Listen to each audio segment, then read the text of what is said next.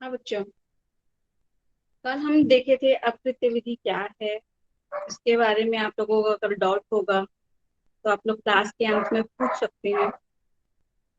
आज हम देखेंगे भारत में अपकृत्य विधि के प्रवेश एवं विकास के बारे में। अपकृत्य विधि का अपकृत्य विधि की परिभाषा और परिभाषा से हम उसके बारे में विशेषता के बारे में पढ़ेंगे। भारत में अपकृत्य विधि का प्रवेश इंग्लैंड की सामान्य विधि और कॉमन विधि का ये अभिन्न अंग माना जाता है। अपकृत्य विधि यहाँ की विधि नहीं है। अमूमन अमूमन जो भी हमारे भारत में कानून है वो इंग्लैंड विधि के द्वारा आई है, ऐसा माना जाता है, क्योंकि ब्रिटिश शासनकाल ने ही हमें विधि का ज्ञान दिया। इसका मतलब ये नहीं है कि अपकृत्य विधि अपवाद है ना। भारत में अपकृत्य विधि नहीं रही है। प्राचीन हिंदू विधि में इसका अलग ही स्थान था। न्यायालय ऐसे वादों में क्षतिपूर्ति दिलवाते थे जिसकी संख्या न्यायालय में बहुत अधिक हुआ करती थी, जिनके विषय में न्यायालय में क्षतिपूर्ति का वाद दायर किया जाता था। आपराधिक एवं अपकृत्य के मामले प्राय साथ साथ चलते थे। प्राचीन काल में ऐसा होता था कि राजा महाराजा के पास में जैसे आप गए, है ना, वो अपराध भी हुआ रहता था उसके साथ में, और अपकृत्य, वो दोनों को अलग अलग तरीके से उसको देखा जाता था। और उसके बाद जब वो न्यायालय का गठन हुआ, जो हम अभी आगे देखेंगे, है ना, उसमें भी अकृत्य और आपराधिक मामले एक साथ चलते रहते थे। सन 1726 में सन 1726 में ईस्ट इंडिया कंपनी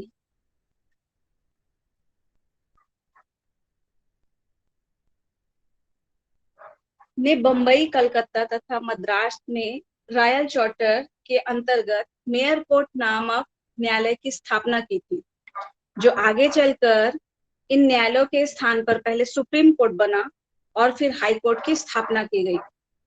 चार्टर के अनुसार ये सभी न्यायालय ब्रिटिश संसदीय अधिनियम, भारतीय कानून तथा अंग्रेजी सामान्य विधि से प्रशासित होते थे, परंतु वहीं तक लागू होते थे। ध्यान रखना कि वहीं तक लागू होते थे जहां तक कि वे भारत की स्थानीय दशाओं एवं परिस्थितियों के अनुकूल ना हो। ठीक है, यहाँ मतलब कि ये बोल सकते हो आप कि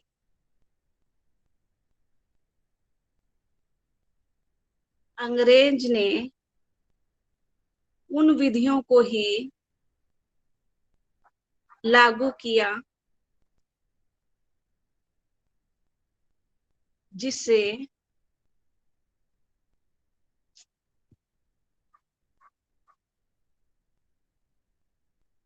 भारत की स्थानीय दशाओं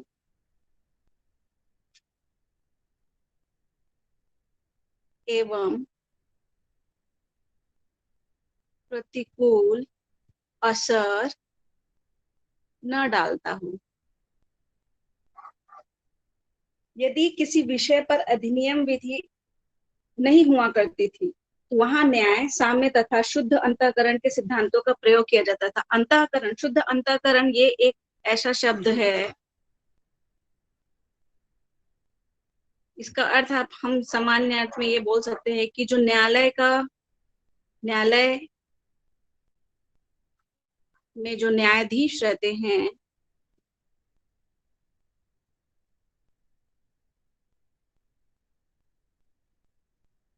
न्यायालय में जो न्यायाधीश रहते हैं वो अपने विवेक के आधार पर, ना, जैसा कि कोई केस आ रहा है उसके आधार पे वो अलग अलग निर्णय दे सकते थे। उसे शुद्ध अंतःकरण, वो बिल्कुल शांत स्वभाव से और शुद्ध अंतर मन से, विवेकाधीन अधिकार आधार से उसका फैसला किया करते थे। जैसे कि एक केस था सुरेंद्र नाथ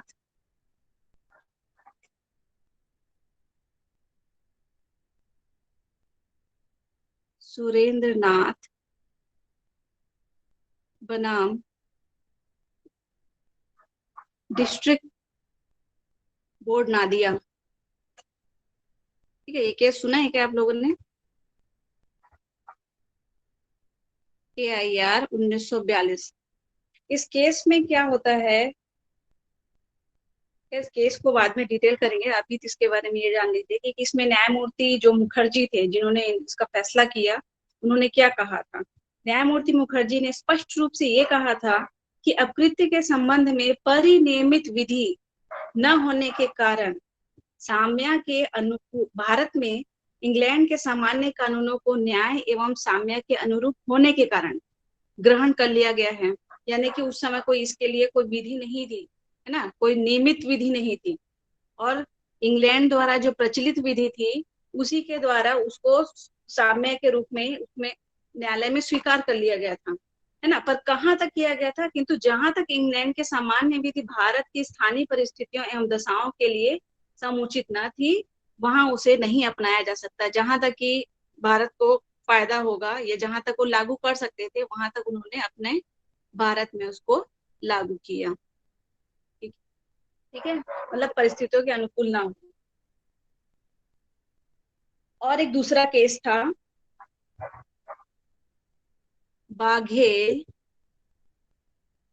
बाघेला बनाम मसेदीन का। ठीक है ना, ये दोनों केस जो हैं आते हैं, आप लोग उसको नोट कर सकते हैं। 1887 का। इस वाद में भी यही कहा गया था कि परिस्थितियों एवं दशाओं के समुचित न होने के कारण इसे नहीं अपनाया जा सकता। यानी कि इसमें एक पॉइंट ये था इस दोनों केसेस में कि भारतीय न्यायालय ने यही कहा था, बार बार यही कहा था, क्योंकि उस समय परिनियमित विधि नहीं थी, है ना। इसी प्रकार स्पष्ट है कि जो अपकृत्य विधि ब्रिटिश शासन काल में भारतीय न्यायालयों द्वारा लागू की जाती थी, वह व्यवहारिक रूप से इंग्लैंड के सामान्य कानून पर ही आधारित थी, जिसे भारत की परिस्थितियों एवं दशाओं का विचार कर प्रयोग में लाया जाता था। अब हम देखेंगे, बहुत सारे विद्वानों ने इसकी परिभाषा देने की कोशिश की, परंतु कोई भी परिभाषा अपने में परिपूर्ण नहीं मानी जा सकती।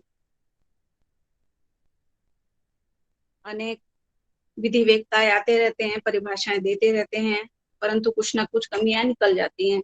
इसमें सबसे पहले सामण ने कहा था, सामण के अनुसार जो परिभाषा है वो ये है कि अपकृत्य सिविल प्रकृति की ऐसी क्षति को कहा जाता है जिसका उपचार सामान्य विधि के अंतर्गत अनिर्धारित नुकसानी की कार्यवाही द्वारा संभव है, और यह संविदा भंग तथा न्यास एवं अन्य सामयिक संबंधों से भिन्न होती है। इसमें अगर आप ये निकालना चाहें सामान्य अर्थ में कि सामान्य ने क्या कहा, कि हमें ये परिभाषा याद हो जाए, तो आप ये बता सकते हैं कि अपकृत्य को इन्होंने क्या माना था, एक सिविल दोष माना था। इनके पूरी परिभाषाओं में से एक निचोड़ निकल के आता है, जो ये है कि सामान्य ने अपकृत्य को सिविल दोष माना था या सिविल रॉन्ग माना था। ये एक लाइन का आंसर है या एक लाइन की परिभाषा है, जिसे हमेशा आप याद रखिएगा, क्योंकि ये परिभाषाएं इतनी बड़ी बड़ी रहती है कि आप याद नहीं कर पाओगे। पर जहां पे आपको सिविल दोष का एक लाइन आता है, वहां पे केवल आपको ये याद रखना है कि उसको सामान्य ने ही कहा था। इसके बाद देखेंगे कि विनफील्ड ने क्या कहा था। विनफील्ड ने कहा था कि अपकृत्य के अधीन दायित्व मूलतः विधि द्वारा निर्धारित कर्तव्य के भंग होने से उद्भूत होता है। यह कर्तव्य साधारणतः जन सामान्य के प्रति होता है, और इसका उल्लंघन होने पर अनिर्धारित क्षतिपूर्ति के लिए वाद दायर किया जा सकता है, या उल्लंघन के निवारण हेतु अनिर्धारित नुकसानी के लिए वाद संस्थित किया जा सकता है। इसमें आपको फिर से एक चीज निकाल के लाना है बाहर पे। इन्होंने क्या कहा था, केवल कर्तव्य के बारे में, व्यक्ति के कर्तव्य के बारे में, है ना। अपकृत्य को विधि द्वारा निर्धारित कर्तव्य के भंग होने से उत्पन्न दायित्व को माना था। इसमें कर्तव्य और दायित्व का भंग होना,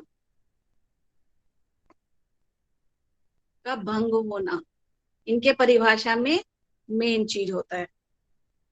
फ्रेजर के अनुसार क्या कहा था अकृत्य के बारे में, कि अकृत्य किसी व्यक्ति के आधार का अतिलंघन है जो कि क्षतिग्रस्त पक्षकार को प्रतिकर प्राप्त करने का अधिकार प्रदान करता है।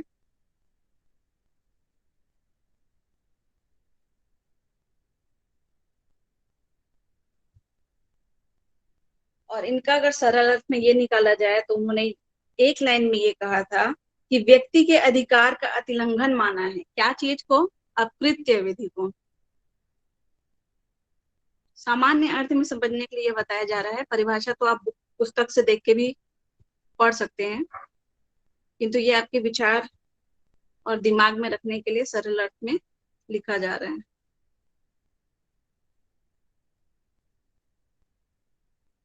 क्योंकि कॉम्पिटिटिव एग्जाम में पूरी परिभाषाएं या छोटे छोटे वर्ड्स ही पूछे जाते हैं कि मैच करो कि ये किसने कहा था, है ना, तो आपको ऐसे ही याद रखने पड़ेंगे एक छोटे से वर्ड के जरिए। हमने अभी मेन मेन परिभाषाएं देखी सामंड, बिलफील्ड और फ्रेजर के अनुसार। तो सामंड ने अकृत्य विधि को किस रूप में देखा था, सिविल दोष के रूप में। विनफील्ड ने कैसे परिभाषित किया था, कर्तव्य और दायित्व के भंग होने के रूप में। और फ्रेजर के अनुसार व्यक्ति के अधिकार का अतिलंघन माना था। ठीक है, इसके बाद इन परिभाषाओं से क्या विशेषताएं निकल के आती है, जो आप मेन चीज क्या समझते हैं कि अकृत्य विधि में क्या होना चाहिए या वो कैसा रहता है, उसकी प्रकृति क्या है। तो सबसे पहला तो ये निकल के आता है कि अकृत्य विधि जो है वो एक सिविल दोष है। ठीक है, ये अपराध से भिन्न होती है, याद रखिएगा। ये एक ऐसे छोटे छोटे काम होते हैं जिसके लिए हम न्यायालय में बार बार नहीं जा सकते हैं। जैसे कि एग्जाम्पल में अगर आप देखना चाहेंगे तो जैसे कि किसी के पड़ोसी के घर पे पानी फेंक देना, गंदा पानी फेंक के परेशान करना, है ना, ऐसा अधिकतर लोग करते हैं। पानी फेंकना, कचरा फेंकना,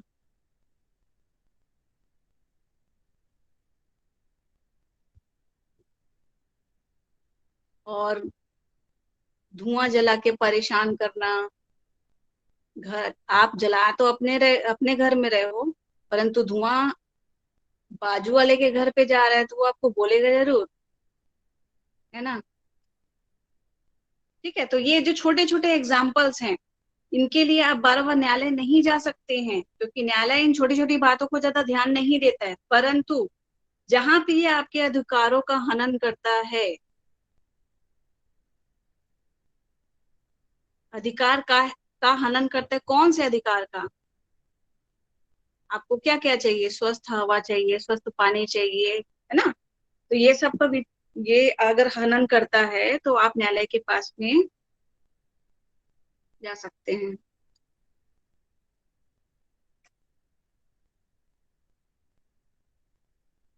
ठीक है, सिविल दोष समझ में आ गया आप लोगों को।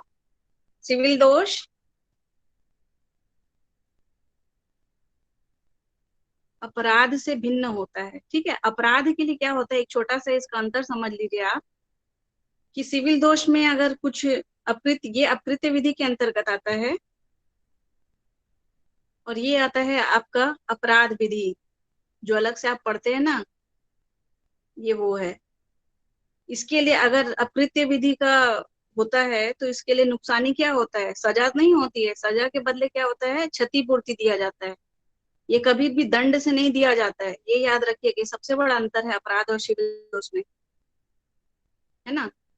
अगर दंड दिया जा रहा है तो वो अपराध कहलाता है, और अपराध में हमेशा दंड दिया जाता है या क्षतिपूर्ति दिया जाता है, और है सॉरी, और कारावास भी दिया जा सकता है। ठीक है, ये तीन प्रावधान इस अपराध के लिए है, और क्षतिपूर्ति केवल सिविल दोष के लिए। इसमें केवल क्षतिपूर्ति के द्वारा ही इसका नुकसान पूर्ति किया जा सकते हैं। अब दूसरी विशेषताएं आप देखेंगे कि इसके उपचार के लिए निर्धारित नुकसानी का वाद लाया जाता है, यानी कि आपको कोई क्षतिपूर्ति नुकसान होता है ना, तो उसके लिए आप वाद लाते हैं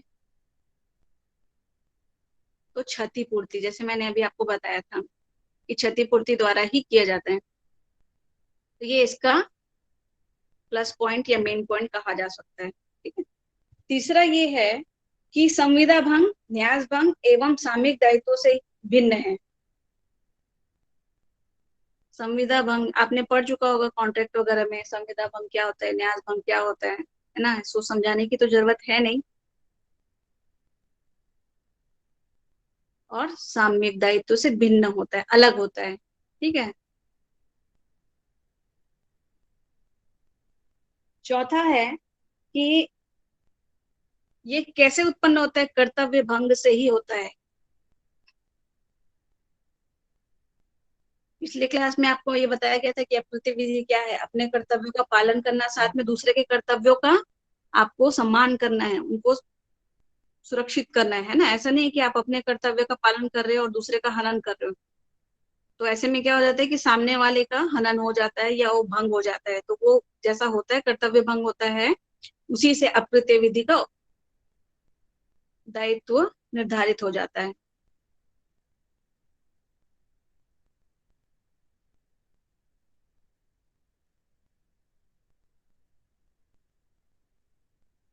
अगर इसको आप एकदम सामान्य अर्थ में समझना ये चाहते हैं तो ये देखिए कि आपका एक पड़ोसी के प्रति जो कर्तव्य होता है ना, क्या रहता है कर्तव्य? झगड़ा करना, कचरा फेंकना, ठीक ठाक रहना होता है ना। अगर आप वो सब काम नहीं करोगे और कचरा फेंक दोगे, झगड़ा करते रहोगे, गाली गलौज करोगे, है ना, नुकसान करोगे उनके पेट्स को या किसी भी घर को, है ना, तो वो जो छोटे छोटे जो काम रहते हैं वो कर्तव्य भंग के अंतर्गत में आ जाते हैं। इसके लिए आप अप्रीति विधि में बात दायर कर सकते हैं। पांचवा देखते हैं कि विधिक कर्तव्य अथवा दायित्व सभी व्यक्तियों के प्रति होता है। ये जो कर्तव्य होता है ना, विधिक कर्तव्य अथवा दायित्व किसके लिए होता है? सबके लिए होता है। सभी व्यक्तियों के प्रति होता है। यस, इसमें ये नहीं है कि आप जज हो या आप कलेक्टर हो या आप कोई बड़े अधिकारी हो, है ना, तो आपके लिए विधिक कर्तव्य नहीं होता, या ऐसा दायित्व तो नहीं होता है कि आप कुछ भी गलत काम कर सकते हो, टॉट के अंतर्गत वाद में आ सकते हो। ऐसा नहीं होता है। सबके विधिक कर्तव्य होते हैं और दायित्व सभी के लिए होते हैं। कोई एक आम व्यक्ति के लिए नहीं होते। ये जो नियम कानून है वो सारे के लिए समान होते हैं। छठवा देखेंगे इसकी विशेषताएं क्या है कि ये अकृत्य जो है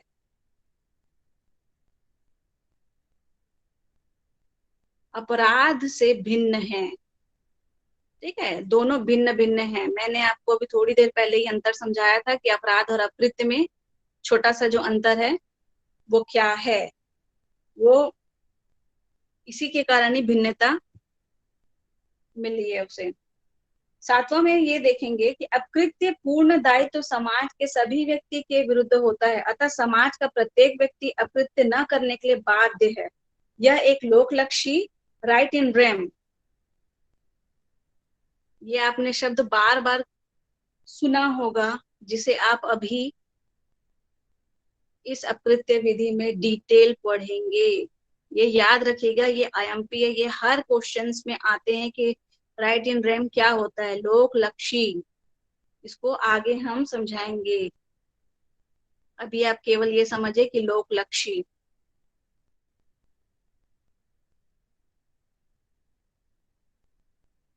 सारे लोगों के लिए होता है ये,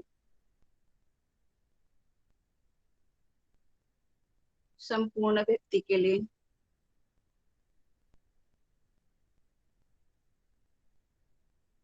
समाज में जितने भी लोग यहाँ रहते हैं, चाहे बड़ा हो चाहे छोटा हो, चाहे अमीर हो चाहे गरीब हो, सारे व्यक्तियों को अपने अपने दायित्व एवं कर्तव्यों का निर्वहन करना है, क्योंकि विधि सबको समान दृष्टि से देखती है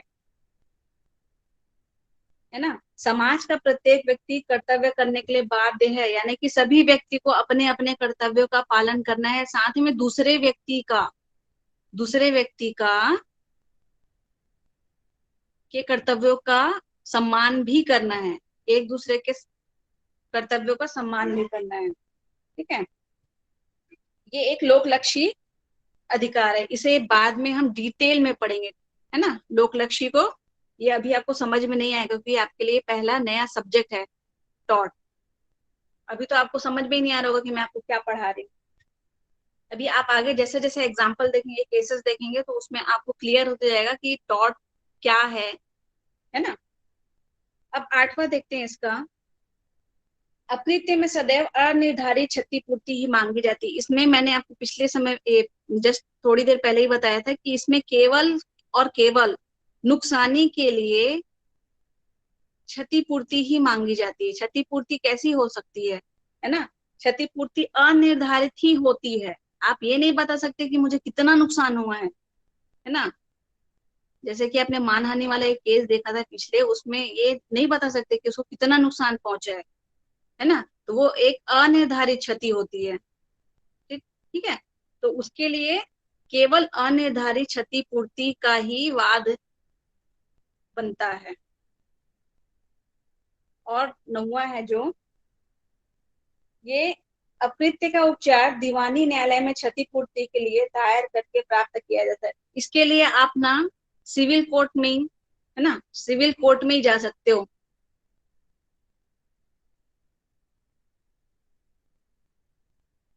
आपराधिक न्यायालय में नहीं जा सकते हो। ठीक है, अकृत्य विधि के लिए आपको सिविल कोर्ट में ही जाना पड़ेगा क्योंकि ये एक सिविल मामला है। और 10वां देखिए, ऐसी विधिक कर्तव्यों अथवा दायित्वों के उल्लंघन के नुकसानी क्षतिपूर्ति का वाद लाने का अधिकार मिल जाता है। जैसे ही आपने किसी के अधिकारों का या कर्तव्यों का अधिकार, है ना, अधिकार, कर्तव्य और दायित्व दूसरों के लिए, दूसरों के कर्तव्य अधिकारों का हनन किया या उल्लंघन किया, ऐसा बोल सकते हैं, उल्लंघन किया, ठीक है, तो आपको यह अधिकार मिल जाता है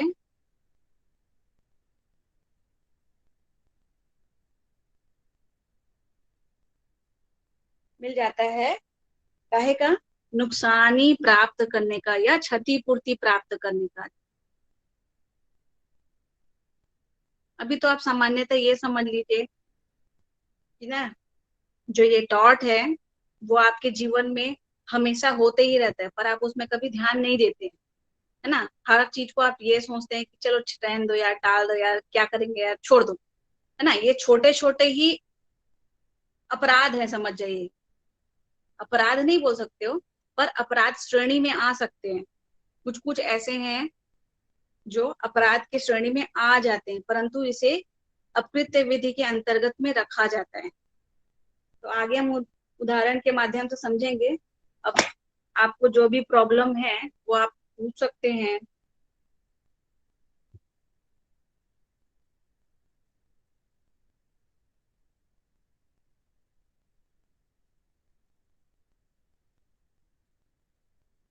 किसी को प्रॉब्लम नहीं है? हेमंत सर।